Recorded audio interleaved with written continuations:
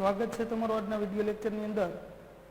આપણે છેલ્લે લાસ્ટની અંદર બહુલક મેળવવા માટે એફએમની રીતની વાળા સૂત્રની અંદર જોયું હતું।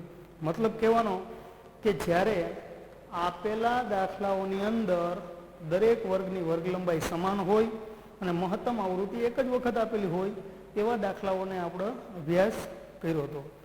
હવે છેલ્લે જ્યારે આપેલા વર્ગની વર્ગ લંબાઈ સમાન ન હોય અથવા તો આપેલી આવૃત્તિમાં મહત્તમ આવૃત્તિ એકથી વધુ આપેલી હોય આવી પરિસ્થિતિની અંદર દાખલાઓ કેવી રીતે ગણવા એના વિશે જોઈએ। તો એના માટે આસાદિત સૂત્ર આપણને આપવામાં આવ્યું છે। જે આસાદિત સૂત્ર છે તમે ધોરણ 10 ધોરણ 9 ની અંદર તમે ભણીને જ આવ્યા છો કે જે 3m - 2x બાર વાળું સૂત્ર છે। મતલબ કહેવાનો કે ભાઈ જો એની અંદર શું કરવું પડશે તો કે આસાદિત સૂત્ર છે MO બરાબર 3m - 2x બાર। તો આની ઉપરથી ચોખ્ખી વસ્તુ આપણને દેખાય જ છે કે આપણે શું મેળવવું પડશે તો કે અહીંયા મધ્યસ્થ અને મધ્યક। એટલે કે જ્યારે આપણે દાખલો ગણશું ત્યારે બે વસ્તુ ક્લિયર, મધ્યક અને મધ્યસ્થ આ આપણે સાથે રાખીને ગણશું। તો આપણને એક ઉદાહરણ આપ્યું છે, ઉદાહરણ નંબર 35, પાના નંબર છે 103। આની ઉપર આપણને ઉદાહરણ આપ્યું, ઉદાહરણ જોઈએ અને ઉદાહરણ ગણીએ। તો મારી આગળ ઉદાહરણ છે, હું રકમ વાંચીશ। એક જથ્થાબંધ વેપારી માટે તેણે મૂકેલ ઓર્ડર અને તેની પ્રાપ્તિ વચ્ચેનો સમય, એટલે કે વેપારી છે ઓર્ડર આપે અને ક્યારે એને માલ મળે છે। આપણે ઓર્ડર લખાય પછી અમુક સમયે આપણને માલ મળે। દાખલા તરીકે આપણે ઓનલાઈન એમેઝોન છે, ફ્લિપકાર્ટ છે, એની અંદર આપણે મોબાઈલ છે, કોઈ પણ અન્ય વસ્તુ ઓર્ડર આપ્યા પછી 2 દિવસ 3 દિવસ 4 દિવસ કેટલા સમય પછી મળે છે। એમ જથ્થાબંધ વેપારી છે એ સામેની પાર્ટીને ઓર્ડર આપે ને કેટલા સમયમાં એને માલ મળે એના વચ્ચેનો સમય આપણને નોંધીને આપવામાં આવ્યો છે કલાકની અંદર। આ માહિતી પરથી આપણે બહુલક મેળવવાનો છે। તો સમય કલાકમાં 20 થી 25, 25 થી 30, 30 થી 35, 35 થી 40, 40 થી 45, 45 થી 50, 50 થી 55 આ છે આપણો વર્ગ। તો હું પહેલી કોલમ બનાવીશ વર્ગ,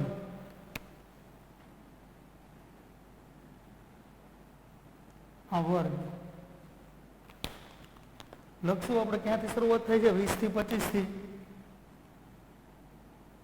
20 થી 25, 25 થી 30,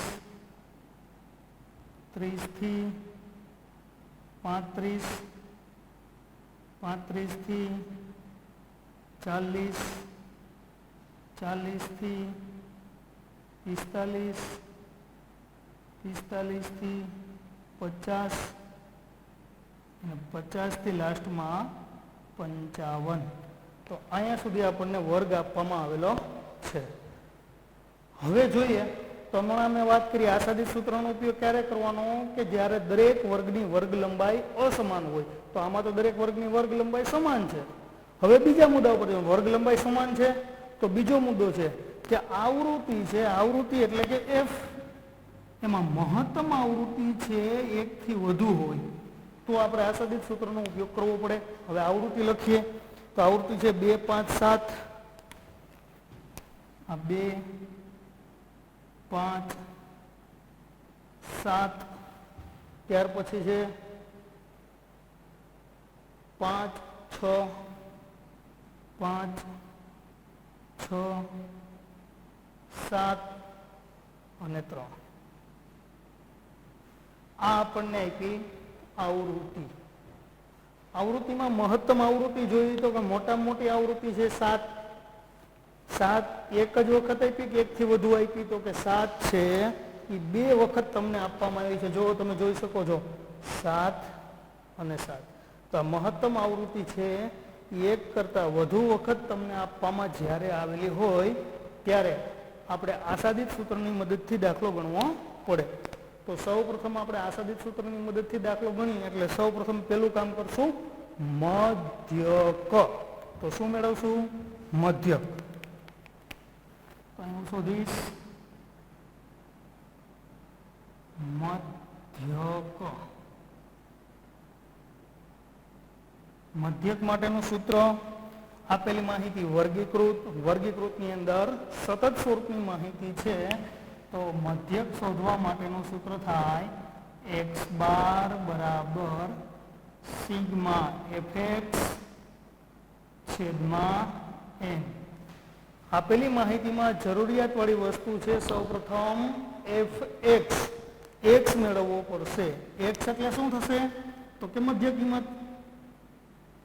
દરેક વર્ગની વર્ગ લંબાઈ સમાન છે તો મધ્ય કિંમત એક જ વખત મારે પેલા વર્ગની એકની જ મેળવવી પડશે, બાકીની બધી તો આપણને સરળતાથી મળી જશે. તો કેવી રીતના મળશે તો કે આપેલા વર્ગનો સરવાળો 20 વત્તા 25, 20 વત્તા 25 એટલે કેટલા થશે તો કે 20 વત્તા 25 એટલે 45, 45 ભાગ્યા 2 કરવાના. 2 કરશો એટલે થશે 45 ભાગ્યા 2 કરો એટલે 22.5. એવી જ રીતના 25 વત્તા 30, 25 વત્તા 30 એટલે કેટલા થશે તો કે 55, 55 ભાગ્યા 2 કરીએ એટલે થયા 27.5. દરેક વર્ગની વર્ગ લંબાઈ સમાન હોય એટલે આની અંદર આપણે 5 5 છે, દરેક વર્ગની વર્ગ લંબાઈ 5 5 છે તો 5 5 ઉમેરી દઈએ. 22.5 માં 5 ઉમેરો એટલે 27.5, 27.5 માં 5 ઉમેર્યું એટલે થશે 32.5. આની અંદર 5 ઉમેરીએ એટલે 37.5, આમાં 5 ઉમેરીએ એટલે થશે 42.5, આમાં 5 ઉમેરીએ 47.5, આમાં 5 ઉમેરીએ 52.5. આ દરેક વર્ગની વર્ગ લંબાઈ 5 5 સમાન હતી એટલે મેં શું કામ કર્યું, પ્રથમ વર્ગની એકની મધ્ય કિંમત શોધી દરેકમાં 5 5 ઉમેરી દીધા. હવે શું કરવાનું તો કે f નો ને x નો ગુણાકાર. વિદ્યાર્થી મિત્રો ખાસ જોજો, f નો ને x નો આપણે શું કરશું ગુણાકાર. આ થયો fx. ગુણાકાર કરી કેલ્ક્યુલેટરની મદદથી 2 ગુણ્યા 22.5 એટલે થશે 45, 5 ગુણ્યા 27.5 એટલે 137.5, 7 ગુણ્યા 32.5 એટલે 227.5, 5 ગુણ્યા 37.5 એટલે 187.7 આ 0.5, 6 ગુણ્યા 42.5 એટલે 255, 7 ગુણ્યા 47.5 એટલે 332.5 અને લાસ્ટમાં 3 ગુણ્યા 52.5 એટલે 157.5. તો વિદ્યાર્થી મિત્રો ખાસ જોવાનું છે કેલ્ક્યુલેટરની મદદથી. તમારી આગળ કેલ્ક્યુલેટર હશે એટલે કેલ્ક્યુલેટરની મદદથી તમારે શું કામ કરવાનું છે તો કે સૌપ્રથમ વર્ગ અને આવૃત્તિ ઉપરથી x મેળવો, x નો ને f નો એટલે કે f નો ને x નો આ બંને કોલમનો મેં ગુણાકાર કર્યો. ગુણાકાર કર્યા બાદ હવે એનો કરવાનો છે સરવાળો, જેનું નામ છે સિગ્મા fx. સિગ્મા fx કેલ્ક્યુલેટરની મદદથી 45 વત્તા 137.5 વત્તા 127.5 વત્તા 187.5 વત્તા 255 વત્તા 332.5 વત્તા 157.5 એટલે ટોટલ થશે 1342.5. 1342.5 કેલ્ક્યુલેટરની મદદથી તમારે સરવાળો કરવાનો છે. હવે અહીંયા આપણે મૂકવાની જે જરૂરિયાત છે તે સિગ્મા fx મળી ગયા 1342.5 ભાગ્યા n. n શોધવાનો છે તો n એટલે શું થશે આવૃત્તિનો સરવાળો. તો આવૃત્તિનો સરવાળો n બરાબર જોઈએ 2 વત્તા 5 એટલે 7, 7 વત્તા 7 એટલે 14, 14 વત્તા 5 એટલે 19, 19 વત્તા 6 એટલે 25, 25 વત્તા 7 એટલે 32, 32 વત્તા 3 એટલે 35. આ થયો આવૃત્તિનો સરવાળો જેને નામ આપવાનું છે n. તો n બરાબર થયા 35, 1342.5 ભાગ્યા 35. કેલ્ક્યુલેટરની મદદથી આપણે ભાગાકાર કરશું એટલે આપણને જવાબ પ્રાપ્ત થશે 38.36. કેટલો જવાબ આવશે 38.36. તો આ થયો મધ્યક. હવે મધ્યક મળી જાય પછી આસાદિત સૂત્રની અંદર એમની જરૂર પડશે જેનું નામ છે મધ્યસ્થ.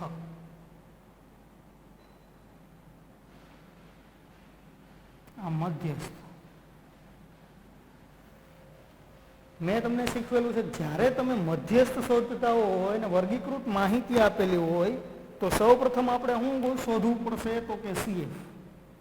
સીએફ એટલે સંચય આવૃત્તિ. તો આવૃત્તિ આપણે 2, 5, 7, 5, 6, 7, 3 એની ઉપરથી સંચય આવૃત્તિ મેળવીએ. જોઈએ કેવી રીતના થશે તો કે આ 2 ના 2,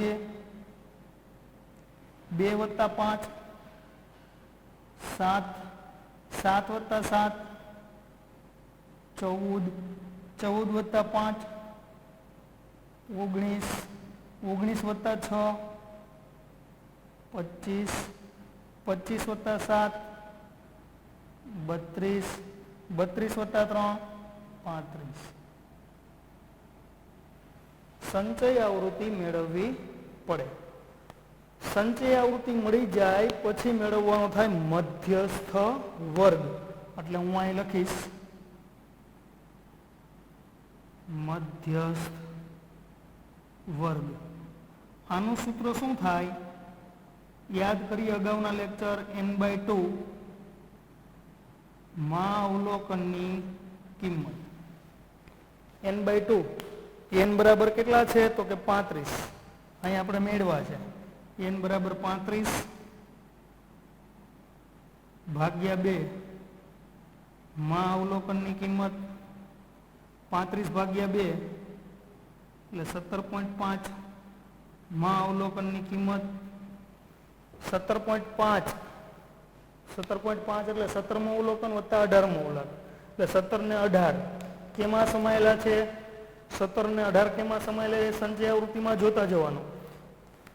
2 ની અંદર 17 ને 18 સમાયેલા છે તો કે ના. 7 ની અંદર સમાયેલા છે તો કે ના. 14 ની અંદર તો કે ના. 19 ની અંદર તો કે હા. 19 ની અંદર 17 અને 18 બંને સમાયેલા છે. તો આ 19 ની સામેનો જે વર્ગ છે, જે વર્ગ થયો 35 થી 40, જેને કહેવાય મધ્યસ્થ વર્ગ. તો અહીંયા હું લખીશ મધ્યસ્થ વર્ગ બરાબર 35 થી 40.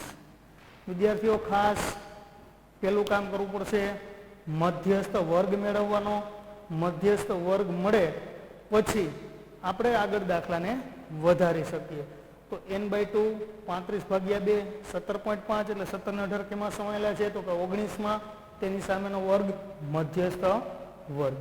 હવે આપણે મધ્યસ્થ શોધવાનો છે. તો મધ્યસ્થ શોધવા માટે એનું સૂત્ર મૂકશું.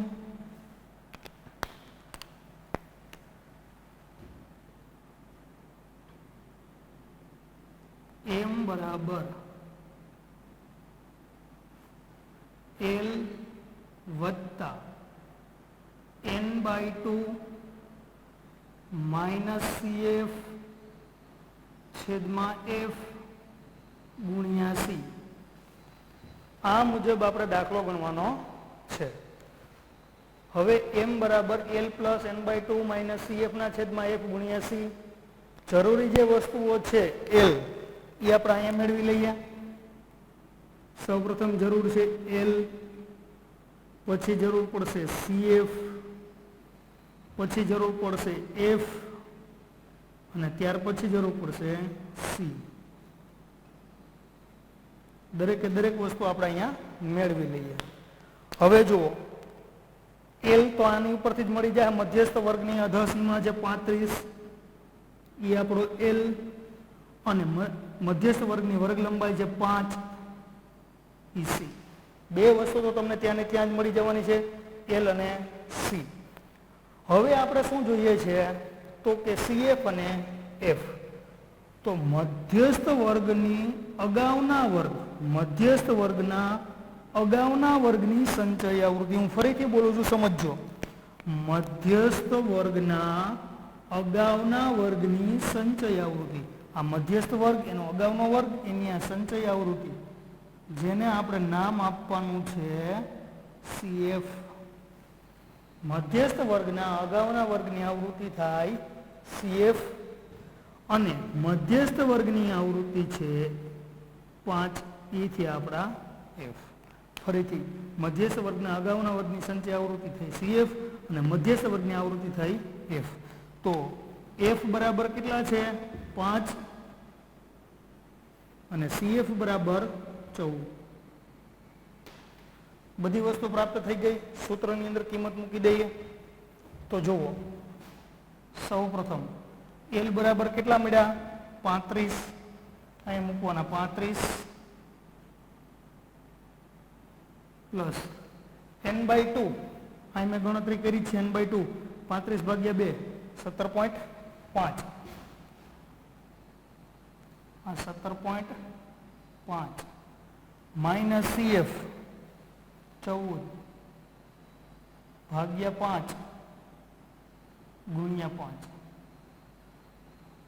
35 એમને એમ રાખીએ. 17.5 માંથી 14 બાદ કરીએ એટલે 3.5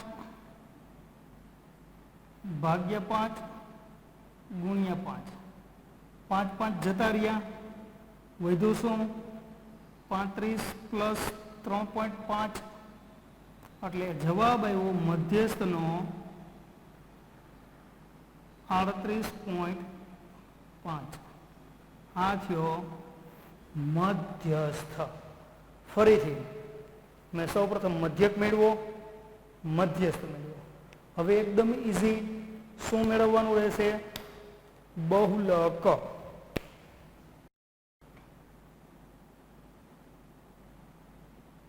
બહુલક તો બહુલક માટે આસાદિત સૂત્ર મૂકીએ તો આસાદિત સૂત્ર થશે